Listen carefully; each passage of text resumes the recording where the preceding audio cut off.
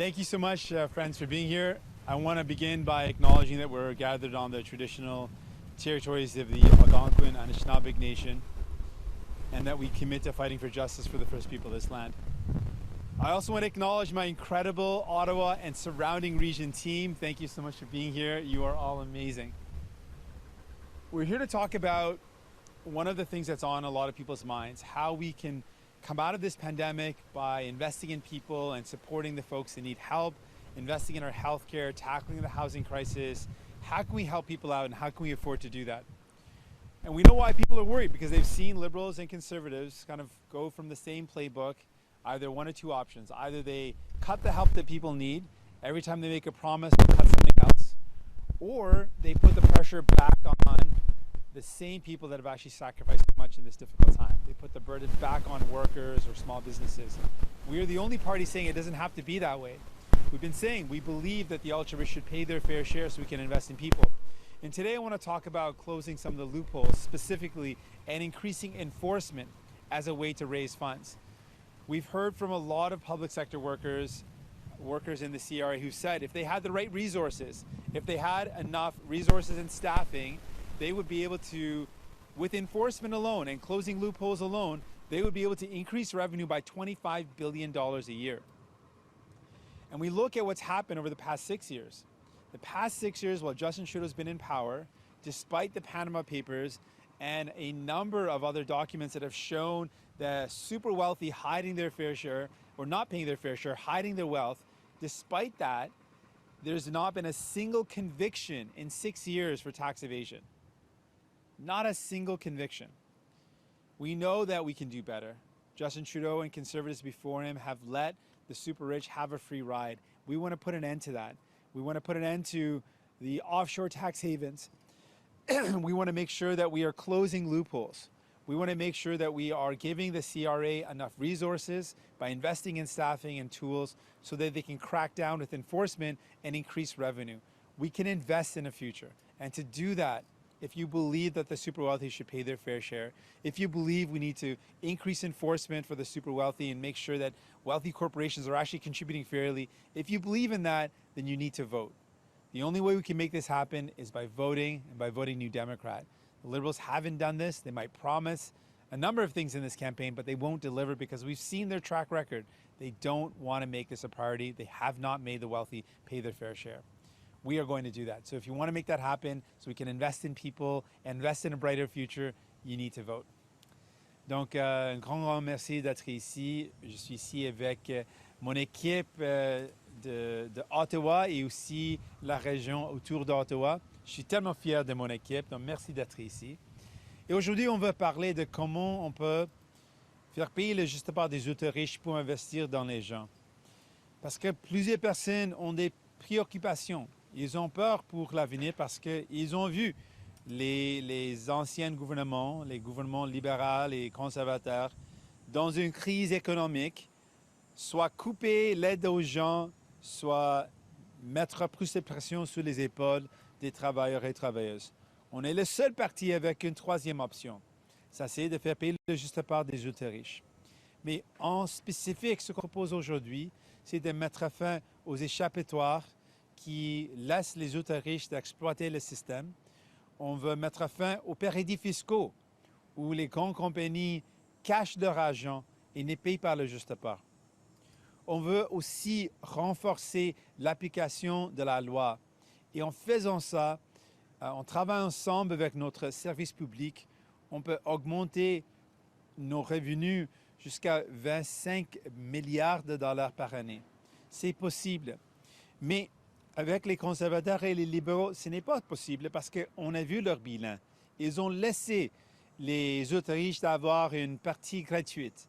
Ils ont continué de gagner des profits records, mais ils ne payent pas le juste part. On peut mettre fin à ça. Je veux aussi signaler comment Justin Trudeau a eu 6 ans de faire quelque chose de nouveau, mais il a continué avec la même partie gratuite. Effectivement, dans les 6 ans qu'il était Premier ministre, il n'y a aucune grande entreprise ou ultra riche qui a forcé de payer le juste part. Donc, on va la changer et on va changer ensemble. Mais si vous voulez qu'on fasse face à cet enjeu. Si vous voulez que les ultra-riches payent leur juste part, vous devez voter. Et vous devez voter pour l'NPD. Ça ne change pas si on continue avec les libéraux et les conservateurs. Donc, encore merci.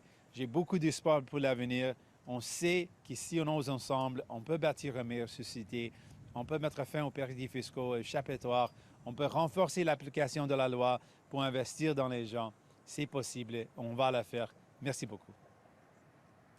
First question, we have Abigail Bimman from Global News. Good morning.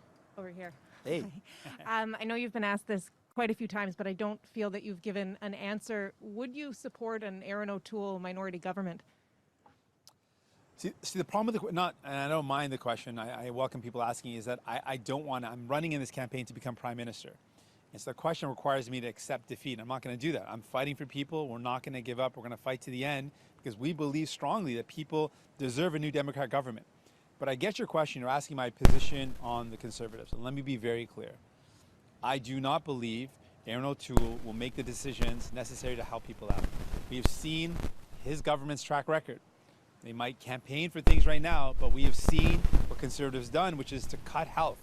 And then we saw Justin Trudeau criticize Mr. Harper's cuts to healthcare and then implement the very same cuts or continue with those very same cuts when he became prime minister. So I don't think that Mr. Trudeau would be a good prime minister to help us make the decisions necessary to make the super rich pay their fair share to invest in people.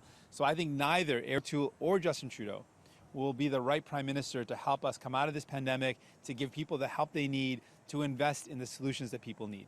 So neither of them are the good option for people. New Democrats are the only option that's going to lift up people, invest in healthcare, and make the super rich pay their fair share so we can invest in the things that people need. On your announcement today, the idea of closing the loopholes and taxing the ultra-rich is, exactly what you campaigned on in 2019. Why do you think this will bring more people to you this time around? We just saw a bunch of billionaires go to space while people went through the worst economic crisis of their lives. People are pretty frustrated with that. They're saying, why is it that we have a system that I can work as hard as I want, keep on struggling, but I don't get ahead? And they look at the super wealthy, and just because they're billionaires, they don't pay their fair share. That doesn't sit right with people. And if we started making sure that the super wealthy just paid their fair share, paid what they should be paying, we could invest in the solutions that people need. We could invest in healthcare. We could tackle the housing crisis. We could do so much more. So people want to see that happen. I think we're in a different time now, and people are more open to this, and people want to see this happen. And we are the party saying we can do it. Next question, Kevin Gallagher, CTV News. Good morning. It's been a long time. Oh, you want to bring the mic up? I think they can. We're just adjusting. I'm too tall. All right. That's the customer service you get with New Democrats. I appreciate it. I'm around all week. Listen, I'd like some more details. We've heard you talk about closing tax loopholes before. Specifically, can you give us some specifics about what you would do? Is this legislation? Is this something that can be done through regulation? It seems that there's a very broad subject, and I don't feel like a lot of Canadians quite understand, how much money does this mean for tax revenue? What does that look like if you're going to close tax loopholes? Give us some specifics, please. Sure. One specific example I want to start with is the enforcement side of this. And we've spoken with public sector workers, folks that work in the CRA, and they said with an investment in resources and staffing that the public sector would be able to return higher revenues. There hasn't been enforcement. There hasn't been the same sort of oversight and transparency necessary, and there hasn't been enough staff to do that. So what we're planning on doing is with a $100 million investment in our public service, in specifically the CRA, the tools and the staff required, we could see as high as a $25 billion return in terms of taxes and revenue that we can claim in just 1 year. And this has been something that public sector workers have put out. PIPs and other public sector organizations have said we could do this. If we were given the tools, if we were given the resources and the staffing, we could see a significant increase in revenue. That's just one measure. We know, for example, right now it is completely legal for companies in Canada to make profits in Canada, entirely Canadian profits off the backs of Canadians, take that entire profit and put it into a bank in the Caribbean, in an offshore tax haven, and then effectively not pay any taxes. That is completely allowed to happen. we would end that and say that that is no longer allowed with some clear laws that say a Canadian company cannot do that. Companies like Amazon make profits in Canada, but pay no taxes here. They pay virtually no tax on the revenue that they're making off the backs of Canadians.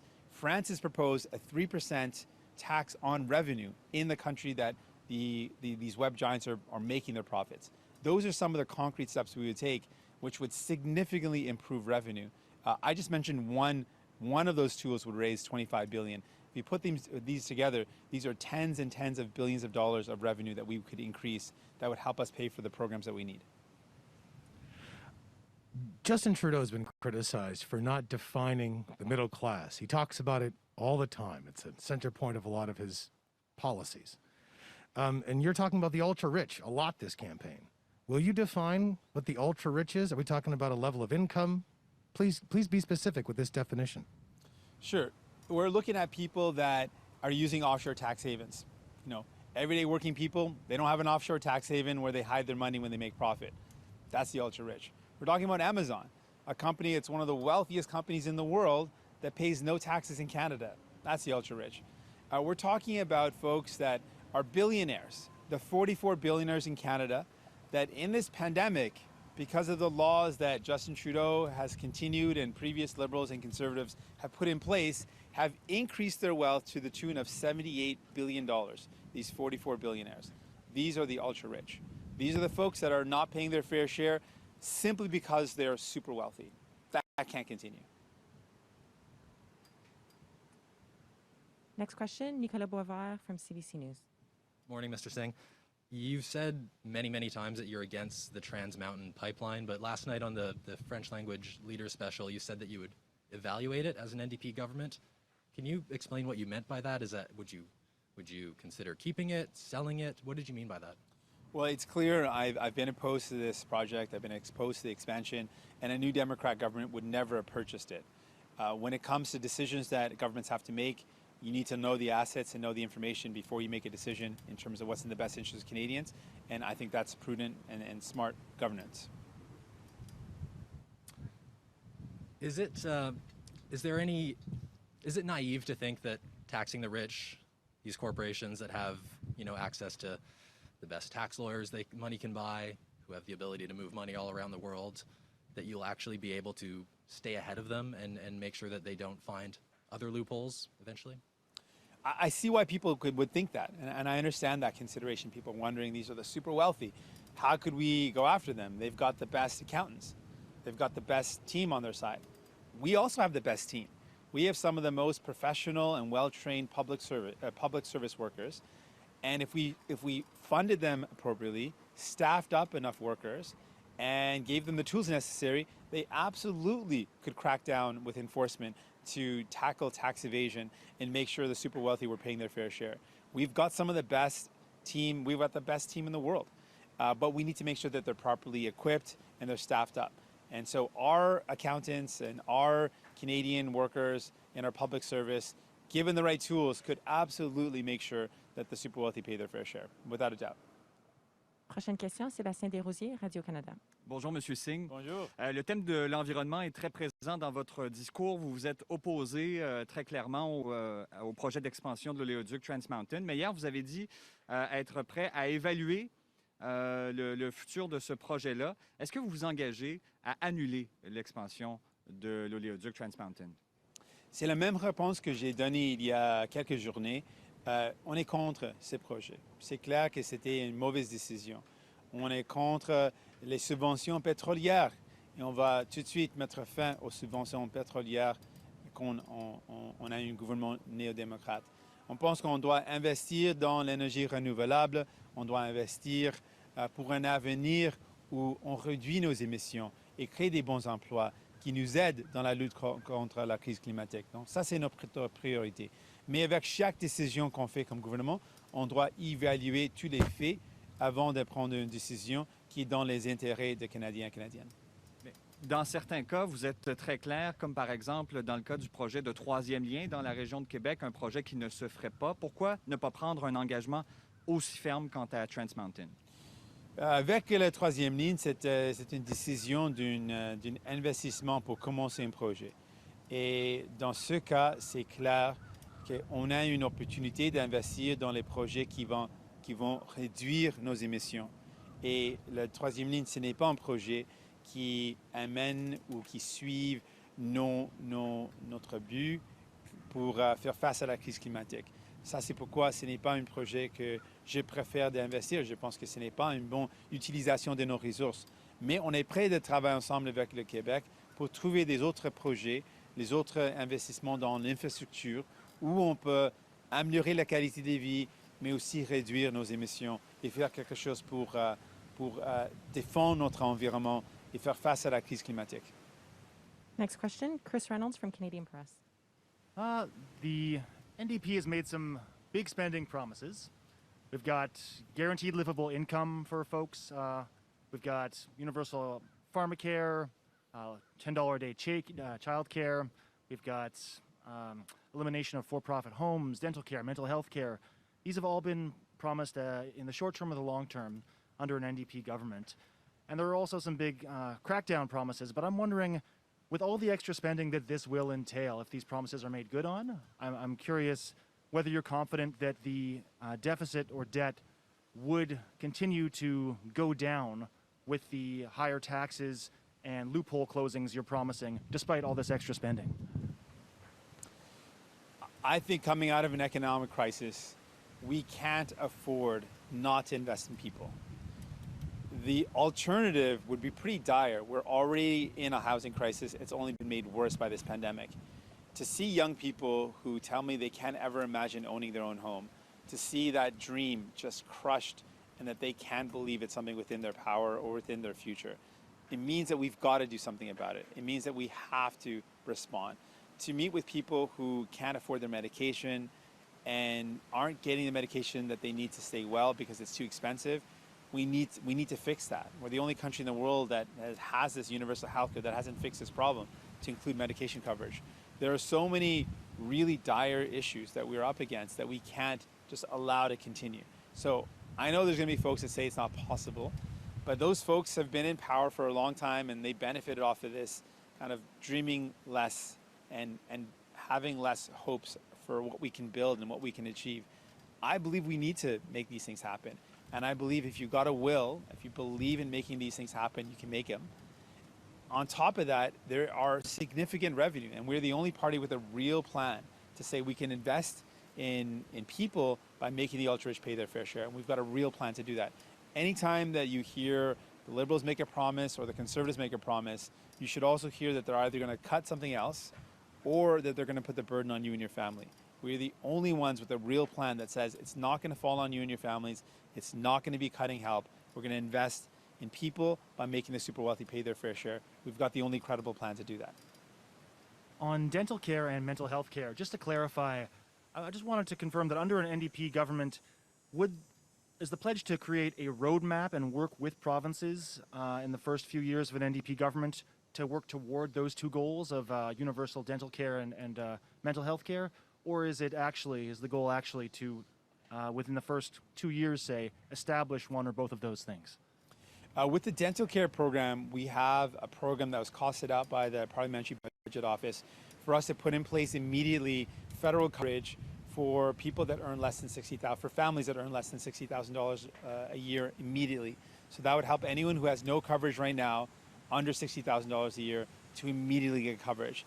This would cover immediately a vast and significant portion of Canadians who have no coverage at this point. That would be our first step, a real concrete step that's very achievable. It's been costed out, and it's within the scheme of what spending is available. It's very achievable, and we can do that right away. And our ultimate goal is we want to make sure that dental care is included in our healthcare system, and that would take some more work and more negotiation, working with provinces and territories, work that we're not afraid of doing, but we want to immediately start with a program that would give people coverage. With mental health services, similarly, we want to start with some immediate help to get people that support, knowing that this crisis has been so hard. So many people are struggling with mental health.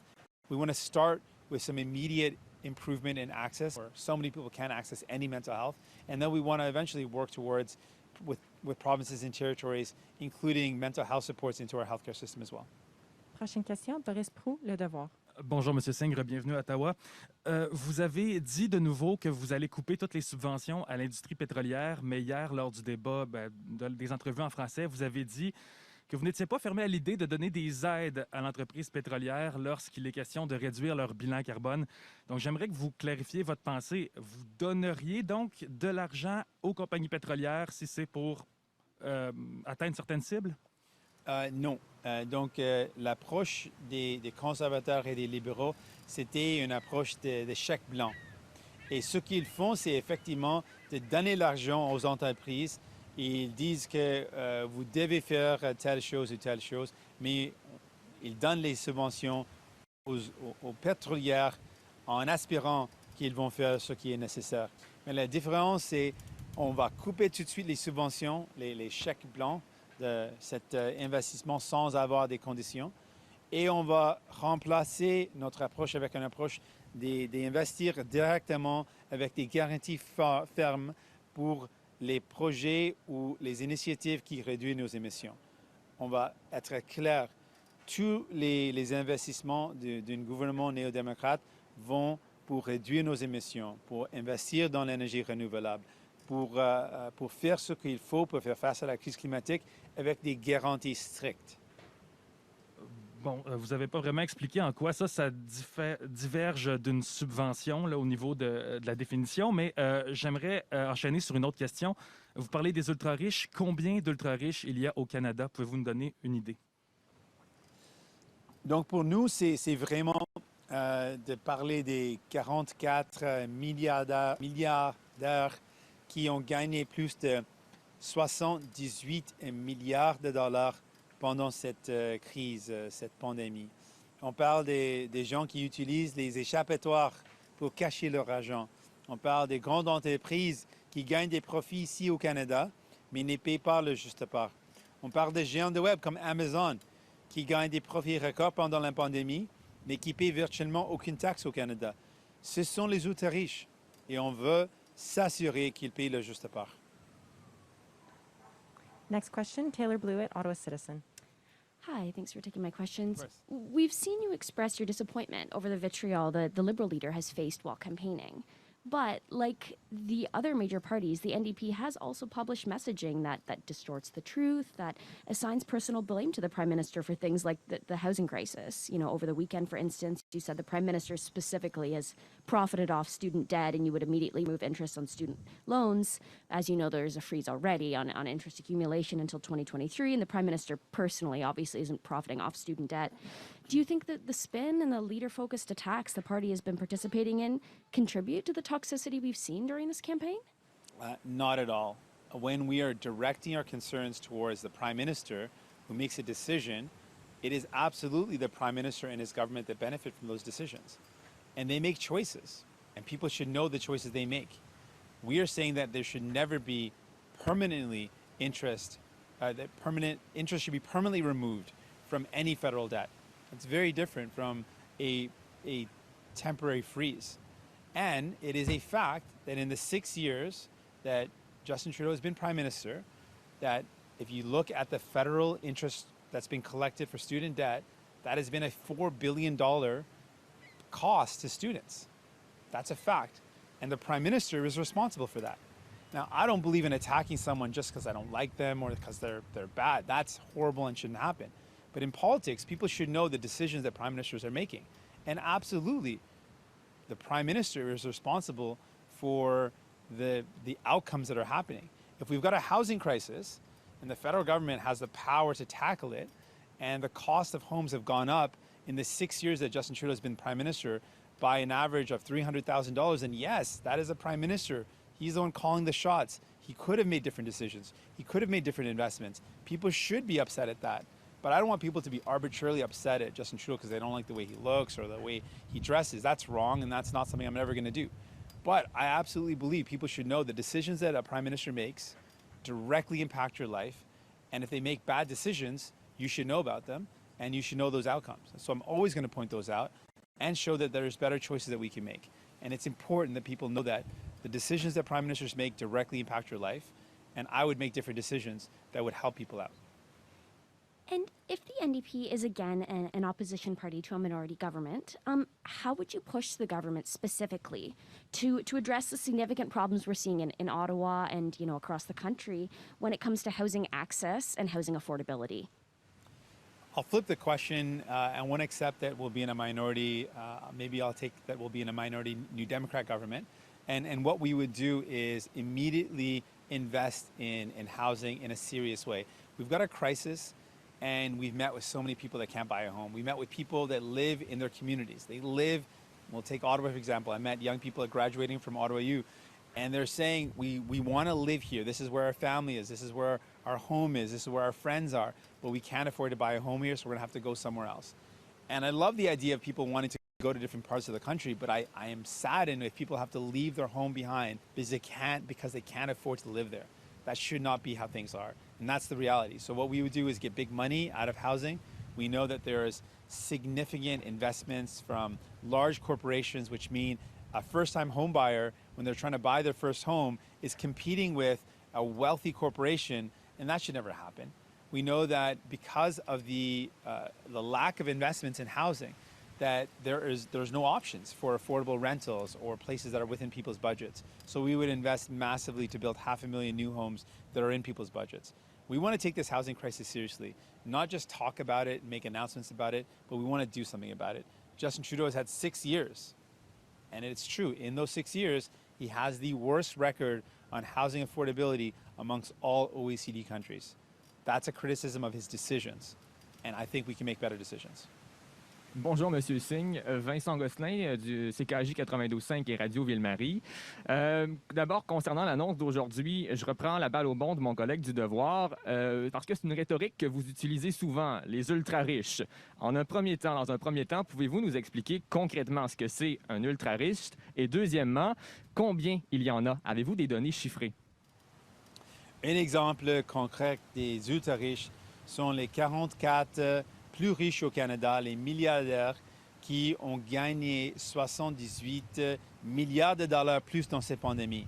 En même temps que les gens ont fait des sacrifices, les petites entreprises ont dû fermer leurs portes. Ce sont les autres riches qui ont gagné plus d'argent. Les autres riches sont des géants de web comme Amazon. Amazon qui gagne un profit record au Canada, mais qui paye virtuellement aucune taxe au Canada. Ce sont les autres riches.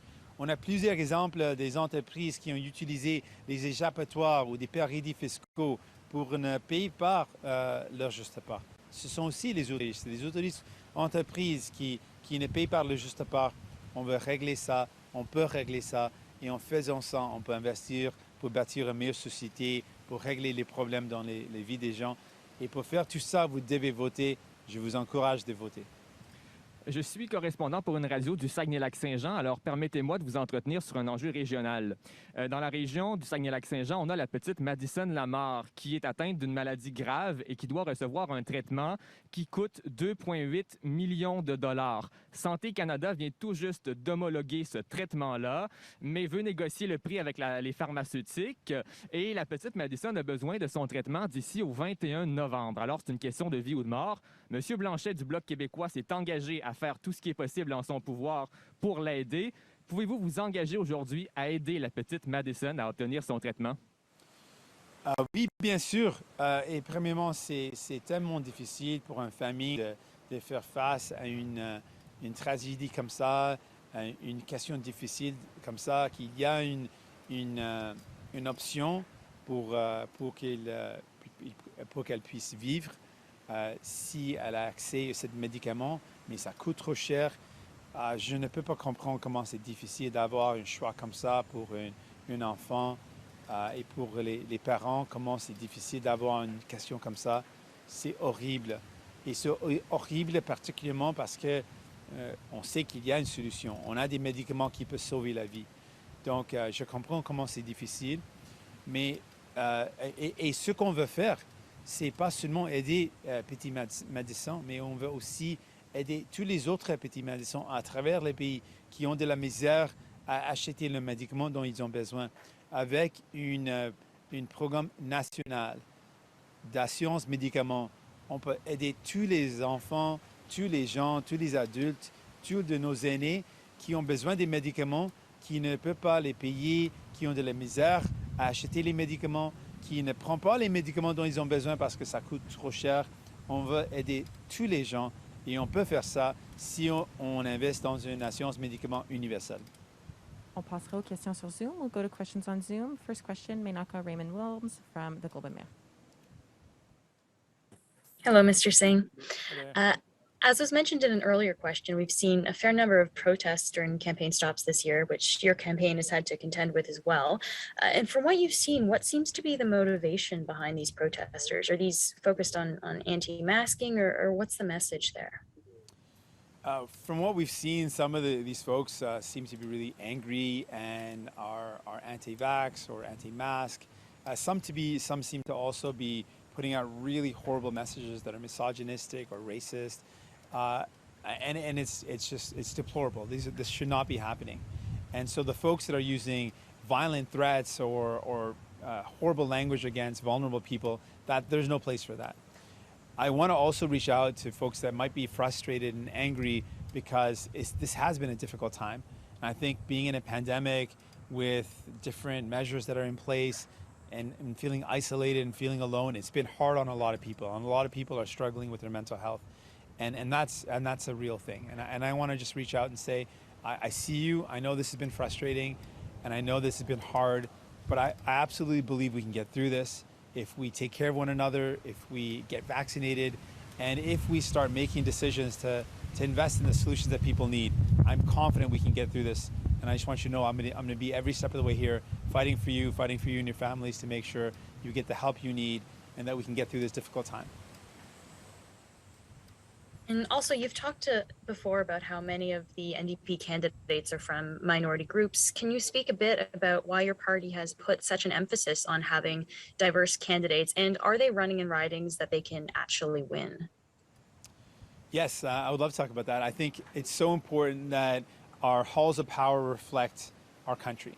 And one of the biggest failings has been that women are not represented in parliament or in many levels of government at the level that they should be. And we all feel the impact of that. It makes the decision making and the positions of power less effective when people that make up our country are not actually making up the positions. And so that's something that we want to fix. And it's not something you can just sit back and hope change. You have to do something about it. And so as a leader, I decided this is a priority for me. I want to make sure that my team reflects what Canada looks like and that we work as hard as possible to elect more women, more people of diverse backgrounds, people from vulnerable backgrounds, marginalized folks. And in doing that, we will have a team that better reflects Canada, but also better reflects the needs of people and can fight for people in a way that comes from the lived experiences and understanding what people are going through. It's been a part of our strength as a party that we get what people are going through because we have seen those experiences and we fight for the people that need help because we hear them and we listen to them, we connect with them. And having representatives that have that lived experience, that have those experiences, that understand what people are going through is going to help all of us out. It's going to make better decisions and it's going to help us tackle the problems that we're up against. That concludes our press conference. Thank you. Merci. Merci. Thank you so much. And merci again. Thank you so much to the team. You're amazing.